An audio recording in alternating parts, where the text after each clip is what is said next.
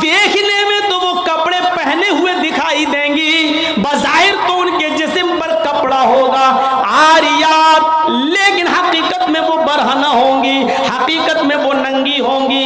कपड़ा तो पहनेंगी लेकिन कपड़ा पहनने के बावजूद वो नंगी होंगी, वो बरहना होंगी। आज उनके कपड़े देख लो, छोड़िए शादियों का हाल, जलसे में आने वालियों को देख लो। ईद और बकरीद के दिन औरतों के पहनावे देख लो, और अपनी जवान बच्चियों को देख लो जिनकी उम्र 10 साल से बड़ी है। याद रखिएगा, 10 साल से बड़ी लड़की के ऊपर पर्दा फर्ज हो जाता है। 10 साल से बड़ी लड़की का फिर सर का एक बाल भी किसी गैर मर्द को नहीं दिखना चाहिए। हमारी नजरों में बहुत मामूली बात है, छोटी है। अल्लाह के रसूल ने फरमाया था, जब तुम्हारा बेटा 7 साल का हो तो उसको नमाज का हुक्म दो, और 10 साल का हो तो नमाज के लिए ज़बरदस्ती करो, ना पढ़े तो उसको मारो पीटो। 10 साल के बाद कुरान और हदीस के सारे अहकाम नाफिज हो जाते हैं। आजकल 10-11 साल की लड़कियां बालिग हो रही हैं। टीवियों पर सीरियल ऐसे आ रहे हैं, मोबाइलों में ऐसी ऐसी वाहियात चीज़ें यूट्यूब वगैरह पर, फेसबुक पर आ रही हैं कि इनको देखकर हमारी लड़कियां जो कभी 16-17 साल में बालिग होती थीं, आज 11-12 साल की उम्र में बालिग होने लगी हैं। और यानियत फैल चुकी है, शर्म हया ताक पर रखी जा चुकी है। वरना तसव्वुर कीजिए, एक कपड़ा जो जिस्म से चिपका हो, आपके पैरों से चिपका हुआ हो, और वो कपड़ा आपके घुटने और रान से होते हुए आपकी कमर तक आए, जिसको आप लेगी कहें, और इसके ऊपर एक कुर्ती पहन ली जाए, और इस तरीके से मार्केट में, बाजार में शॉपिंग की जाए, ऐसी औरत को आपकी नजर में फैशन परस्त कहा जा सकता है, लेकिन मोहम्मदुर रसूलुल्लाह की नजर में ये लड़की, ये औरत नंगी है, नंगी है, नंगी है। ये कपड़े है भैया, जिसको जाना हो जल्दी जाओ यहां से, और जिसको उठना हो अभी उठ जाओ। ड्रामा करके रख लिया है। और भी अभी जिसको जाना हो चले जाओ, बाद में मैं नहीं उड़ने दूंगा, चाहे पेशाब यही निकल जाए। जाइए अभी निकल जाइए जिसको जाना हो। आरियात हमारी नजरों में फैशन परस्त हैं, लेकिन अल्लाह के रसूल ने ऐसी औरतों को क्या कहा? नंगी। मैंने नहीं कहा है, पूछो इन उलमा से आरियात का मतलब क्या होता है। कासियात कपड़े पहनेंगी, आरियात लेकिन नंगी होंगी। ऐसी औरतों के बारे में कहा है नंगी होंगी। ये हाफ आस्तीनों के कपड़े यहां चल रही है, ये खुला हुआ है। साड़ियां चल रही तो ऐसी कि यहां तक का ब्लाउज पहने हुए हैं, ये खुला है, पेट खुला हुआ है।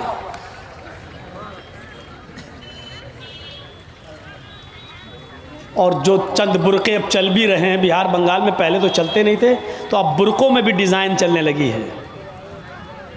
कड़े हुए बुरके, डिज़ाइनदार बुरके।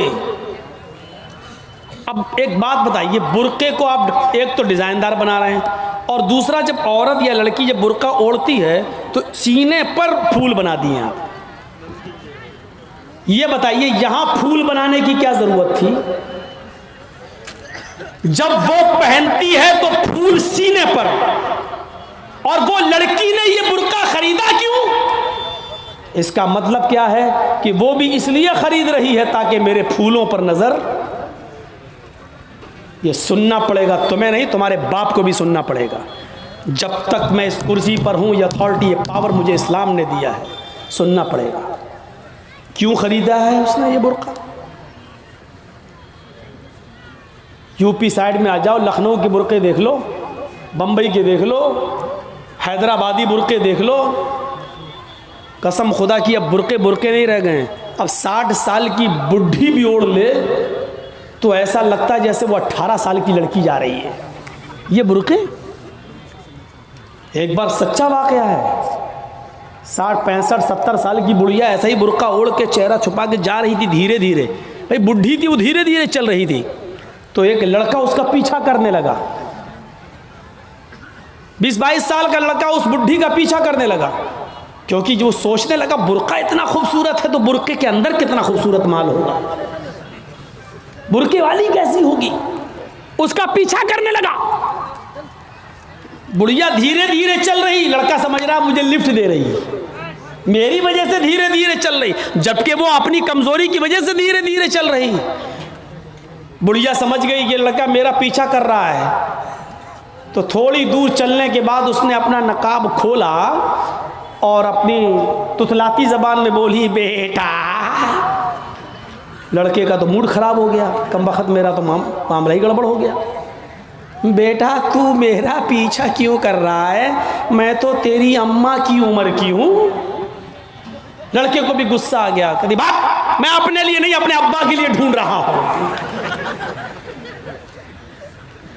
अब 60 65 70 साल की बुढ़ियों को ऐसे खूबसूरत बुर्के पहनने की क्या जरूरत। बुर्कों का मकसद जो कभी था पर्दा, लेकिन आज उनका मकसद भी वो नहीं रह गया। अल्लाह के नबी के ज़माने में एक सहाबी अल्लाह के नबी के पास आती हैं, मुस्नद अहमद की सही रिवायत, जिनकी चादर कपड़े से नीचे, टखने से नीचे, चप्पल से नीचे ज़मीन की मिट्टी उड़ाती हुई आती और कहती अल्लाह के रसूल मैं इस चादर को ओढ़कर नमाज पढ़ने जाती हूँ। आपने कहा चादर इतनी नीची होनी चाहिए। उसने कहा अल्लाह के नबी कभी कभी ज़मीन पर पेशाब और पायखाना पड़ा होता है, गंदगी पड़ी होती है, तो क्या मैं थोड़ी सी ऊपर करके पायखाना गंदगी को क्रॉस करके आगे निकल जाऊं। आपने कहा नहीं, दाएं से निकल जा, बाएं से निकल जा। कहने लगी दाएं भी मर्द बैठे होते हैं, बाएं भी मर्द बैठे होते हैं, मुझे उसी गंदगी के ऊपर से निकलना है। अल्लाह के रसूल इजाजत दे दीजिए, मैं थोड़ा सा ऊपर कर लूं और निकल जाऊं, उसके बाद नीचे कर लूंगा। जब गंदगी को क्रॉस कर लूंगी तो चादर में नीचे कर लूंगी। अल्लाह के नबी कहते हैं अगर मर्द दाएं बैठे हैं, बाएं बैठे हैं, तो तू उसी गंदगी के ऊपर से निकल जा। कहने लगी अल्लाह के रसूल वो गंदगी मेरी चादर में लग जाएगी, आप मुझे ऊपर उठाने की इजाजत नहीं दे रहे हैं, टखने से ऊपर, चप्पल से ऊपर चादर उठाने की इजाजत क्यों नहीं दे देते हैं। आपने कहा नहीं, चादर उठाने की इजाजत, चप्पल से भी ऊपर चादर उठाने की इजाजत नहीं दूंगा। कहा अल्लाह के रसूल फिर उस चादर में पेशाब और पायखाना लग जाएगा। आपने कहा लग जाने दे। कहने लगी है अल्लाह के रसूल उसी चादर को तो ओढ़कर मैं नमाज पढ़ती हूँ मस्जिद में। जब ऊपर औरतों का अलग इंतजाम होता है या पर्दे में औरतों का इंतजाम होता है, तो मैं इसी चादर को ओढ़े ओढ़े नमाज पढ़ती हूँ। आपने कहा उसी चादर को ओढ़कर नमाज पढ़ ले। कहने लगी उसमें पेशाब और पायखाना लग जाएगा, क्या उसी और चादर को ओढ़कर नमाज पढ़ लूं। आपने फरमाया हाँ आए औरत, जब पेशाब और पायखाना तेरी चादर में लगेगा, जब तू आगे बढ़ेगी तो तेरी चादर जमीन पर पड़ी हुई मिट्टी से रगड़ खाएगी, क्योंकि तेरी चादर नीचे है। जब पेशाब और पायखाना उसमें भर जाएगा, जब तू आगे बढ़ेगी तो जमीन पर पड़ी हुई मिट्टी पर तेरी चादर रगड़ खाएगी, और जमीन पर पड़ी हुई मिट्टी से रगड़ने की वजह से जमीन की पाक मिट्टी तेरी चादर को पाक कर देगी। लेकिन तुझे चादर उठाने की इजाजत नहीं, उसी चादर में तू नमाज पढ़ ले।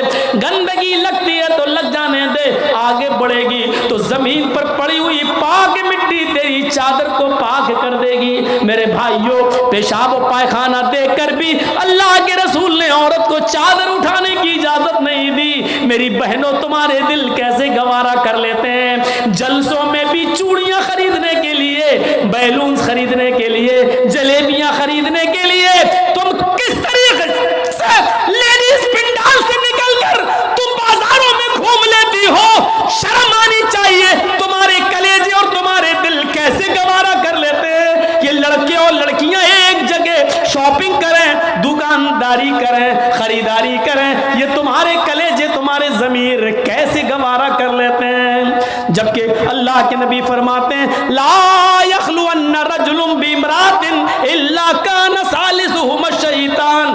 कोई मर्द किसी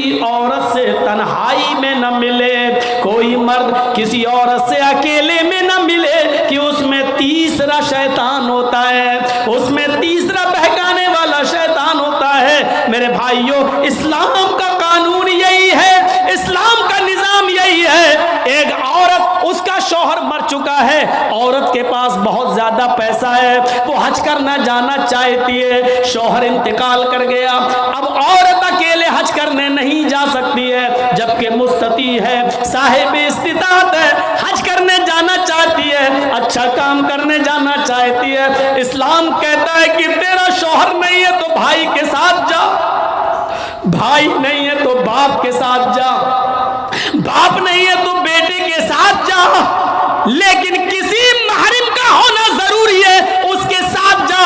चीख कर औरत कहती है कोई नहीं है, मेरे पास दौलत है। अल्लाह के नबी कहते हैं फिर दौलत संभाल कर अपने पास रख, अगर तेरा भाई नहीं है, बेटा नहीं है, शौहर नहीं है, बाप नहीं है, कोई महरिम नहीं है, तो तू अकेले हज करने नहीं जा सकती है। नहीं, अय अल्लाह के नबी, मेरा पड़ोस में बड़ा अच्छा नेक हाजी नमाजी नेक आदमी रहता है, मैं इसको भाई बना लेती हूँ, चली जाऊं। फरमाया नहीं नहीं, मुंह भोले भाई को भाई बनाकर उसके साथ तुम हज करने नहीं जा सकती हो, इसलिए कि अपने मुंह से किसी को भाई बोलने से वो तुम्हारा सगा भाई नहीं हो जाएगा, अपने मुंह से किसी को बेटा बोल देने से वो बेटा नहीं हो जाएगा। तुम किसी को बेटा बोल दो, भाई बोल दो, जो चाहो बोल दो, लेकिन इस्लाम ये कहता है कि उसके साथ भी औरत को इजाजत नहीं है कि वो हज करने जाए। अगर कोई नहीं है तो मत जाओ, लेकिन इस्लाम इस बात की इजाजत नहीं देता है कि तुम अकेले जाओ या किसी को बहन, किसी को भाई या बेटा बना कर जाओ, इस बात की इजाजत नहीं देता। इस्लाम एक इबादत में, हज जैसी इबादत में भी औरत को किसी गैर मर्द को मुंह बोले भाई और मुंह बोले बेटे के साथ भी जाने की इजाजत नहीं देता। तो मेरे भाइयों, जब खाने काबा में जाने की इजाजत नहीं देता है, सफा मरवा की सई की इजाजत नहीं देता है, इतनी खूबसूरत इबादत की इजाजत नहीं देता है, तो बाजारों में अकेले घूमकर शॉपिंग करने की इजाजत कैसे देगा? फिर बाजार के अंदर औरत को अकेले जाने की इजाजत कैसे देगा? इतनी खूबसूरत इबादत करने की इजाजत नहीं देता है, इतनी खूबसूरत इबादत करने की इजाजत नहीं देता है, तो मेरे भाइयों फिर औरत को बाजारों में घूमने की इजाजत कैसे देगा? फिर बाजार में घूमने और बाजार में सैर व तफरीह की इजाजत कैसे देगा? हमारी माँ बहनों को इस बात को सोचना चाहिए, गौर करना चाहिए, संजीदगी से इसको लेना चाहिए। एक जमाना था, हजरत फातिमा कह रही हैं, आए अली, मैं इतनी बीमार हूँ, इतनी बीमार हूँ, लगता नहीं कि इस बीमारी में मैं बच पाऊंगी। आए अली, अगर मुझे कुछ हो जाए, अगर मेरा इंतकाल हो जाए, आए अली, तो मुझे दिन के उजाले में दफनाने मत ले जाना, रात की तारीकी में ईशा की नमाज के बाद मुझे कब्रिस्तान में दफन करना। हजरत अली ने कहा, अय फातिमा, ऐसा क्यों कह रही हो? अगर तुम्हारा इंतकाल सुबह फजर के बाद हो तो क्या ईशा तक हम तुम्हारे जनाजे को रखेंगे, मिट्टी को रखेंगे? तुम्हारे बाप का, तुम्हारे अब्बू का फरमान है कि मैयत को जल्दी कब्रिस्तान ले जाओ, फिर मैं लेट कैसे करूं? फरमाती हैं, आए अली, आए मेरे प्यारे शौहर, मुझे रात में ही ले जाना, मेरी बात को गिरा बांधो, मेरी बात को मजबूती से पकड़ लो, मेरी वसीयत को याद रखना, चाहे मेरा इंतकाल कभी भी हो, लेकिन मुझे ईशा के बाद दफनाना, मुझे दिन के उजाले में कब्रिस्तान न ले जाना। आए अली, मैं नहीं चाहती हूँ कि मेरे मुर्दा जिस्म पर पड़े हुए कफन पर भी किसी गैर मर्द की नजर पड़े, मैं अपने कफन पर भी किसी गैर मर्द की नजर नहीं पड़ने देना चाहती हूँ। आए अली, मुझे रात में ले जाना, दिन के उजाले में नहीं। मैं नहीं चाहती कि मेरे कफन पर भी किसी गैर मर्द की नजर पड़े। मेरे भाइयों, इंतकाल के बाद निकाह जायज नहीं है, इंतकाल के बाद शादी नहीं होती है, लेकिन इंतकाल के बाद भी अपने जिस्म को तो छोड़ो, अपने कफन को भी किसी गैर मर्द को देखने की इजाजत नहीं दे रही है। ये था हजरत फातिमा का पर्दा। इस पर्दे की रोशनी में मेरी बहनों, अपने गरीबानों में झांक कर देखो, अपने गरीबानों के बटन खोलो और तलाश करो हम कहाँ खड़े हैं, हमारा पर्दा क्या है, हमारी इज्जत व आबरू क्या है। आज हम हमारे चेहरों का हरकत व कस देख रहा है। कल तक हमारे इन खूबसूरत गालों को कभी आसमान की निगाहों ने भी नहीं देखा था, चांद और सितारों ने भी नहीं देखा था, और आज जो चाहता है देख लेता है। हर कस और नाकस जिसको चाहो आज वो बड़ी आसानी से हमारी बहनों बेटियों का दीदार कर रहा है। और एक और बात, जितना अमीर बाप है, जितना अमीर बाप है, जितना भी बाप अमीर मिलेगा आपको, आप देखिएगा उसकी बेटी उतने ही कम कपड़े पहने हुए होगी। किस बात का अमीर है तू? काहे का अमीर है तू? अपनी बेटी को 5 मीटर का कपड़ा लाकर नहीं दे सकता है तो काहे का अमीर है तू?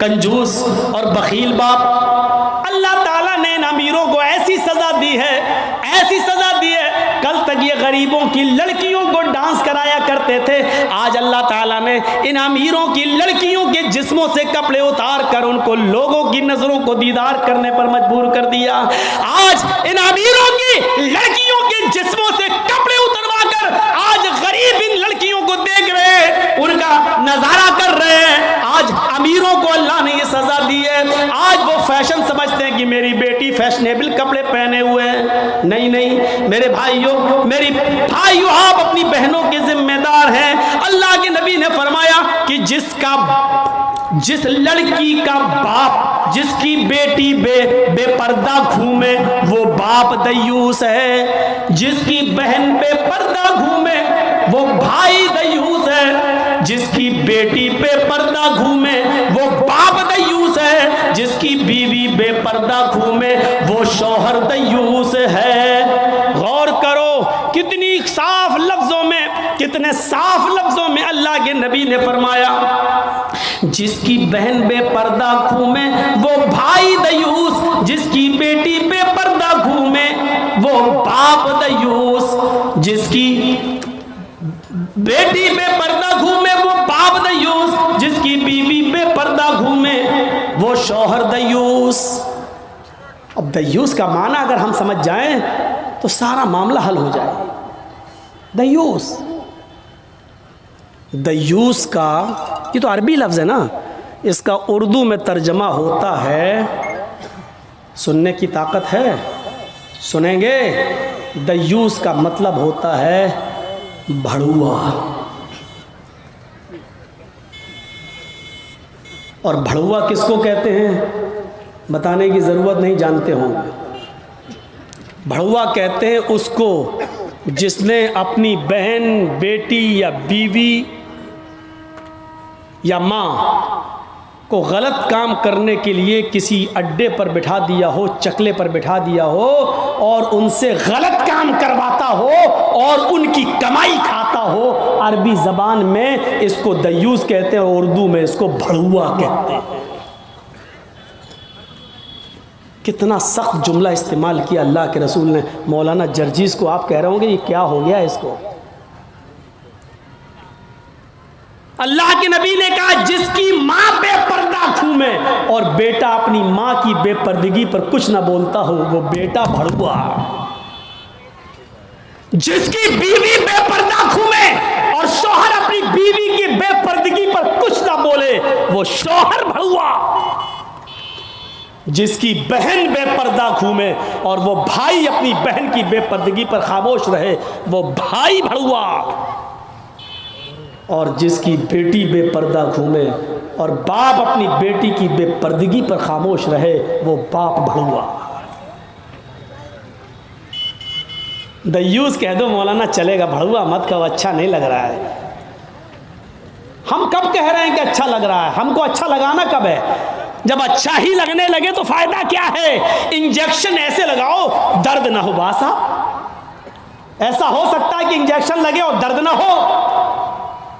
इंजेक्शन भी लगवाना चाहते हो और दर्द भी नहीं चाहते हो, तब तो होम्योपैथिक दवा ले लो, मीठी गोलियां खा लो जो मरने के बाद फायदा करती है। होम्योपैथिक दवा के बारे में यही मशहूर है, बहुत लेट फायदा करती है, तो हमने कह दिया मरने के बाद फायदा करती है। लेकिन सिस्टम मिल जाए तो जादू की तरह भी फायदा करती है, बहुत जल्दी भी करती है। तो जब आपको मीठी गोलियां ही खाना है होम्योपैथिक दवा, तो फिर मत कराओ तकरीरें, और तकरीर करा रहे हो तो सुनो, सुनना पड़ेगा। कितने लोग हैं आज जो अपनी बीवी की बेपर्दगी पर सवाल उठाते हैं। कितने ऐसे हैं जिनकी बेटियां आज बेपर्दा घूमती हैं और वो बाप अपनी बेटियों को डांटते हैं। अगर माँ बाप अपनी बेटियों को सही से जिम्मेदारी निभाने लगे तो आज एक भी लड़की के पास एंड्रॉयड मोबाइल ना हो।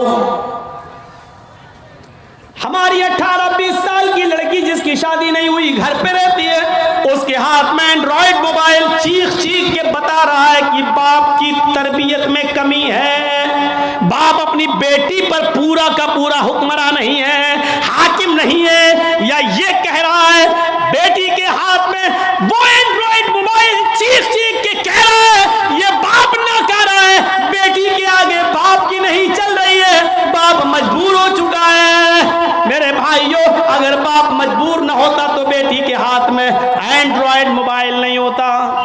क्या जरूरत है बेटी के हाथ में देने की, वो तो घर में रहती है, क्यों चलाएगी साहब? आपकी बेटी 18-20 साल की क्यों फेसबुक चलाएगी, क्यों व्हाट्सएप चलाएगी, क्यों मैसेंजर चलाएगी? और आप कैसे अपनी बेटी को फेसबुक और मैसेंजर और व्हाट्सएप चलाने के लिए ढील दे सकते हैं? कैसे? आपका ये दिल कैसे गवारा कर लेता है? आप जिम्मेदार हैं। हमारी ये बेटियां कल बच्चों की माएं बनेंगी, शादी के बाद इनको अपने बच्चों की तरबियत करना है। माँ के कदमों के नीचे जन्नत बताई गई है, हालांकि ये कोई हदीस नहीं है, एक मकूला है, लेकिन बच्चे अपने माँ के कदमों के नीचे जन्नत कैसे ढूंढें? ये आजकल की माँ के कदमों के नीचे जन्नत है? जिसको खुद नहीं मालूम कि कदम मेरे कहाँ हैं, उसके कदमों के नीचे बच्चे जन्नत ढूंढेंगे? हमें सोचना है, हमें अपनी बेटियों की तरबियत करना है। इमाम अहमद इब्न हंबल अपनी मुस्नद के अंदर एक वाकया नकल करते हैं कि एक सहाबिया थी, उनके घर में एक बच्चा पैदा हुआ। एक सहाबिया थी, उनके घर में एक बच्चा पैदा हुआ।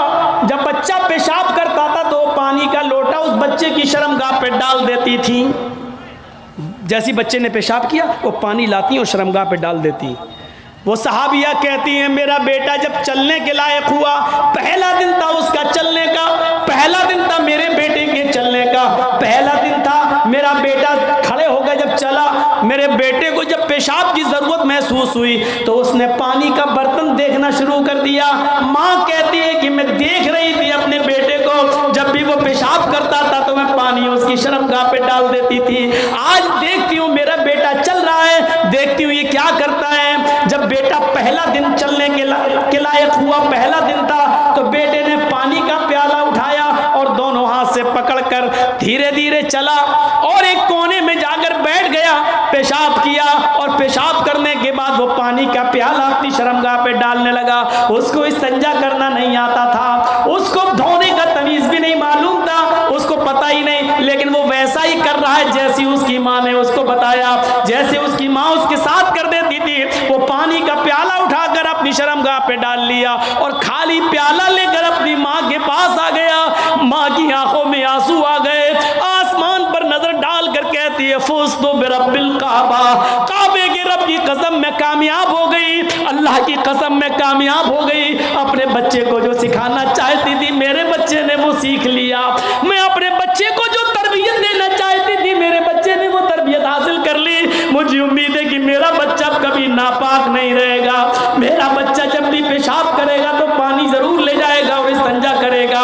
उस जमाने की माएं अपने बच्चों को बचपन से ये आदतें डलवाती थी, और आजकल की माँ देख लो अपने बच्चे का अंडरवियर नेकर उतार कर कहती बेटा यहाँ खड़े होकर पेशाब कर ले। ये माएं अपने बच्चों को क्या तरबियत देंगी? जबकि नेपोलियन ने कहा था कि mother's lap is first college for children, माँ की गोद ये बच्चे का पहला मदरसा होती है, पहली यूनिवर्सिटी माँ की गोद है। जो बच्चा अपनी माँ की गोद से तरबियत हासिल करके नहीं निकला वो किसी यूनिवर्सिटी से तरबियत हासिल नहीं कर सकता है। आज भी देख लो किशनगंज में भी यूनिवर्सिटियां होंगी, किशनगंज में भी कॉलेज होंगे, उस कॉलेज से बीए, एमए, पीएचडी, एमबीबीएस और एमडी की डिग्री लेकर निकलने वाले बच्चों की तादाद भी बहुत होगी, लेकिन उन्हीं बच्चों को देखिए खड़े होकर सड़क के किनारे पैंट की चेन पेशाब कर रहे होंगे, ये इन यूनिवर्सिटियों के फारिगीन स्टूडेंट हैं जो फारिग होकर निकले, जिनको एमडी करने के बाद, एमबीबीएस करने के बाद भी पेशाब करने की अकल नहीं आई है। इनसे तो बेहतर वो कुत्ता है जो कम से कम पेशाब करता है तो एक टांग तो उठा लेता है ताकि उसके ऊपर छींटे ना आए। इन्होंने यूनिवर्सिटी से पढ़ने के बाद भी ये कुत्ते से भी बदतर बनकर निकले हैं। वो यूनिवर्सिटी इनको इंसान नहीं बना सकी, वो कॉलेज उनको इंसान नहीं बना सके, वो स्कूल इनको इंसान नहीं बना सके। एमडी पीएचडी करने के बाद भी आज कुत्तों से बुरी तरह पेशाब करते हुए नजर आएंगे। कह लेने दीजिए मुझे कुत्ता, गधा, जो कुछ भी बोलता हूं मैं सब। आज मुझे इजाज़त दीजिए मेरे भाइयों, कहो कि जानवरों की इजाज़त मत बोलो, हम लोग इंसान हैं। कुरान ने भी जानवरों की मिसालें दी हैं। उलाइका कल अनाम बल हुम अज़ल, ये चौपायों की तरह हैं बल्कि उनसे भी ज़्यादा गए गुजरे। कुरान ने कहा है ये चौपायों की तरह है बल्कि उनसे भी ज़्यादा गए गुजरे, उनसे भी ज़्यादा गए गुजरे। जब कुरान ने मिसाल दी है तो हम क्यों नहीं मिसाल दे सकते हैं? अपने बारे में सोचो, सोचो।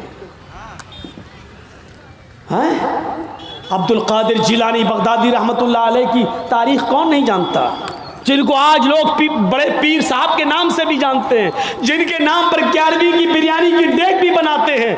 वो अब्दुल कादिर जिलानी जब 12 साल के थे, उनकी माँ ने उनको एक काफिले के साथ भेजा था, कहा बेटे हालात कितने भी सख्त हों लेकिन झूठ कभी मत बोलना। और जब चोरों ने और डाकुओं ने जब इस काफिले को लूटा तो इस बच्चे से पूछा अब्दुल कादिर से, तेरे पास भी कुछ है? उसने कहा हाँ है। कहा क्या है? 40 अशरफी। कहाँ है? मेरे कुर्ते के अस्तर में। अस्तर को फाड़ के देखा तो 40 अशरफी मिली। पूछा बेटा ये तो ऐसी जगह छिपी हुई थी, किसी को पता नहीं, तूने क्यों बता दिया? लड़के ने जवाब दिया, मेरी माँ ने मुझे चलते वक्त नसीहत की थी कि बेटा हालात कितने भी खराब हो लेकिन कभी झूठ मत बोलना। मैंने अपनी बात, माँ की बात मानी है। चोरों का, डकैतों का, डाकुओं का असर खत्म होता है और रोने लगते हैं और कहते हैं ये बच्चा अपनी माँ की इतनी बात मानता है कि ऐसे मोड़ पर भी उसने अपनी माँ की नाफरमानी नहीं की, हम तो अपने रब की नाफरमानी कर रहे हैं। सारा सामान जो लूटा था सबको वापस कर दिया और सारे के सारे चोरों ने, डाकुओं ने तौबा कर ली। मेरे प्यारे साथियों, एक बच्चा जब अपनी माँ का फरमा बरदार बनता है और माँ की बात मानता है तो माँ की दुआ तमाम डकैतों को तौबा करने पर मजबूर कर देती है। मेरे प्यारे साथियों, ये माँ की तरबियत थी जिसने अब्दुल कादिर जिलानी को एक बुजुर्ग के रूप में पैदा किया है, एक बुजुर्ग के रूप में देखा है। ये माँ की तरबियत थी। और एक उस माँ की तरबियत पर नजर डालो कि जब सुल्तान डाकू को फांसी हुई, जब सुल्तान डाकू को फांसी के तख्ते पर लटकाया गया तो उससे पूछा गया तुम्हारी आखिरी तमन्ना क्या है? उसने कहा मेरी आखिरी तमन्ना यह है कि मेरी फांसी मेरी माँ के सामने मुझे दी जाए। उसकी माँ को बुलाया गया, कहा तेरा बेटा तेरे आंखों के सामने मरना चाहता है। सुल्तान डाकू की माँ की आंखों में आंसू आ गए। पुलिस वालों ने पूछा आखिर माँ के सामने तुम क्यों मरना चाहते हो? उसने कहा ताकि मेरी माँ देखे मौत के वक्त पैर कैसे तड़पते हैं, हाथ कैसे तड़पते हैं और रूह कैसे निकलती है। कहा लेकिन तुम इसके लिए माँ को क्यों मजबूर करके लाए हो? फरमाया पुलिस वालों तुम नहीं जानते हो, जब मैं 8 साल का था, 10 साल का था, मेरी माँ ने मुझसे एक अंडा मंगवाया था। मैं एक दुकान पर गया था, मैं अंडा लेने गया था लेकिन एक अंडा मैंने चोरी कर लिया था दुकानदार का और मैं उसको अपनी जेब में भर लिया था। फिर मैंने उसके पैसे नहीं दिए थे, वापस आ गया। मैंने जब वो अंडा अपनी माँ को दिया और पैसे भी वापस किए, माँ ने कहा क्या हुआ, अंडे वाले ने पैसे नहीं लिए? मैंने कहा नहीं, मैं अंडा चुरा लाया हूँ। तो मेरी माँ ने मुझे थपथपाया था कि बेटा हम लोग गरीब हैं, अच्छा किया तूने ये पैसा बचा लिया, किसी और काम आएगा।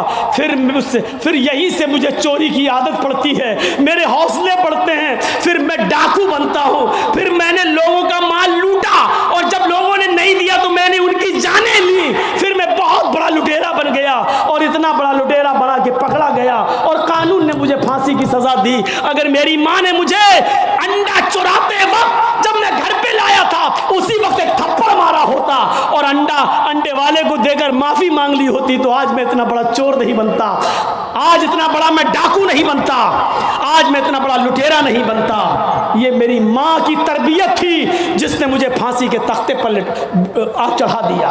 मेरे भाइयों, मेरा भी वक्त हो गया है, इसलिए मैं थोड़ा सा बस जुमले ख़त्म करने वाला हूँ। आप थोड़ा सा बैठे रहिए, इसी तरीके से मोबाइल जलाए रहिए। तो मेरे भाइयों, माँ की तरबियत ही कुछ हुआ करती है। माँ चाहे तो अपने बच्चे को डाकू बना दे, माँ चाहे तो अपने बच्चे को अब्दुल कादिर जिलानी बगदादी की तरह बुजुर्ग बना दे। ये माँ की तरबियत होती है। तो मेरे भाइयों, 1:45 बज भी गए हैं, 11:45 से तकरीर शुरू थी और 1:45 बज गए हैं। 2 घंटा मेरा तकरीबन हो भी गया है और जनरेटर की तेल भी ऐसी मौके पर ख़त्म होने को था। तो मेरे भाइयों, माँ की तरबियत से इबरत हासिल करो और रुकिए, अभी कोई नहीं उठेगा, रुकिए। ख़त्म करने से पहले मुझे गुजारिश आपसे करनी है, एक अहद लेकर उठो, एक अहद पैमान लेकर उठो कि हम इंशाअल्लाह अपने बच्चों की अच्छी तरबियत करेंगे। इस वक्त मुल्क के हालात आप देख रहे हैं क्या है। इस वक्त यूपी के चुनाव को जीतने के लिए अब अयोध्या और ये सारी बातें की जाने लगी हैं और अब मथुरा वाली बातें भी आने लगी हैं सामने। यूपी के चुनाव को किस तरीके से बुनाया जा रहा है। और हमारे यूपी में एक साहब ऐसे भी हैं कि एक ने अगर ये कहा कि अयोध्या और ये तो झांकी है, अब जो है मथुरा की बारी है या मथुरा का नंबर है, इस पर नमक और तेल छिड़ककर एक साहब है वो और ज्यादा उसको पॉपुलेशन करेंगे और ज्यादा उसको बढ़ाएंगे, क्योंकि एक तरफ हिंदू हिंदू किया जा रहा है तो एक साहब है वो मुसलमान मुसलमान करेंगे। और इस तरीके से आने वाले चुनाव में एक बखेड़ा होने वाला है। यह भी हो सकता है कि आगे चलकर इस चुनाव में आखिरी जब लहर हो, आखिरी जब काउंटिंग हो, आखिरी जब वो वोट डालने का नंबर आए तो उस मौके पर कोरोना की तीसरी लहर भी आ जाए, क्योंकि ये सारी प्लानिंग ऊपर होकर बैठती है, ऊपर होती है। कब कोरोना पैदा करना है, कब कोरोना गायब करना है, कहाँ लाना है, कहाँ नहीं लाना है, इसको यूपी में किस मौके पर लाया जाएगा, कैसे लाया जाएगा, ये सारी साजिशें हो रही हैं। ऐसे मौके पर हम मुसलमानों को एक प्लेटफार्म पे आना बहुत ज़रूरी है। हमें हनफी, शाफई, मालिकी, हम्बली ये सबको भुलाकर एक प्लेटफार्म पे आना है। मेरे भाइयों, ये इदारा का जलसा है और जिस इदारे के लिए ये जलसा किया गया है उस इदारे का ताउन आपने जो कुछ भी किया। मैंने अपनी बात ख़त्म कर दी। अल्लाह ताला से दुआ है कि बारे इलाह हमें इस्लाम पर कायम रखना और जब हमारा खात्मा हो तो ईमान पर फरमाना। लेकिन आपसे गुजारिश है कि चलते चलते